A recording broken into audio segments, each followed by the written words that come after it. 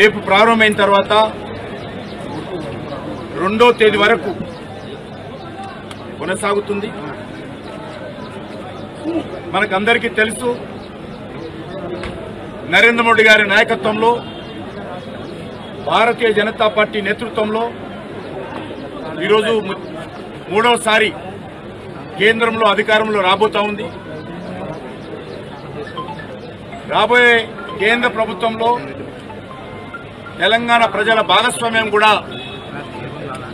పెద్ద ఎత్తున ఉండాల్సినటువంటి అవసరం ఉంది. గతంలో కూడా 17 సీట్లలో 4 సీట్లు భారతీయ జనతా పార్టీ తెలంగాణ ప్రజల ఆశీస్సులతో విజయం సాధించడం జరిగింది. ఈసారి మెజార్టీ సీట్లు లక్ష్యంగా పెట్టుకొని మేము పూర్తి స్థాయిలో ఎన్నికల ప్రచారంలో దిగబోతా ఉన్నాం. రేపు ప్రారంభమైనటువంటి యాత్రలు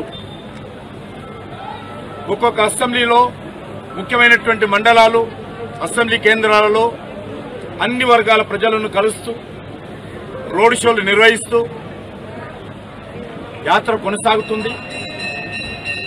2వ తేదీ చివరగా అన్ని అసెంబ్లీలు పర్యటించే విధంగా కార్యాచరణ ప్రణాళిక రూపొందించుకున్నాం. యాత్రలకు సంబంధించి పార్టీ జెండా నేతృత్వంలోనే యాత్ర ఉంటుంది. ముఖ్యమైనటువంటి నాయకులు అందరూ కూడా, పార్టీ తెలంగాణ నాయకత్వం అంతా కూడా యాత్రలో విస్తృతంగా అన్ని యాత్రల్లో పాల్గొంటుంటారు.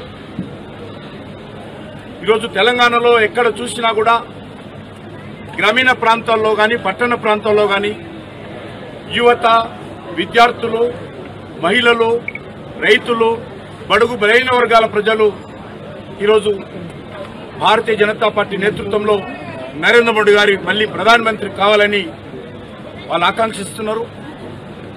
తెలంగాణ ప్రజల ఆకాంక్షలకు అనుగుణంగా తెలంగాణ భారతీయ జనతా పార్టీ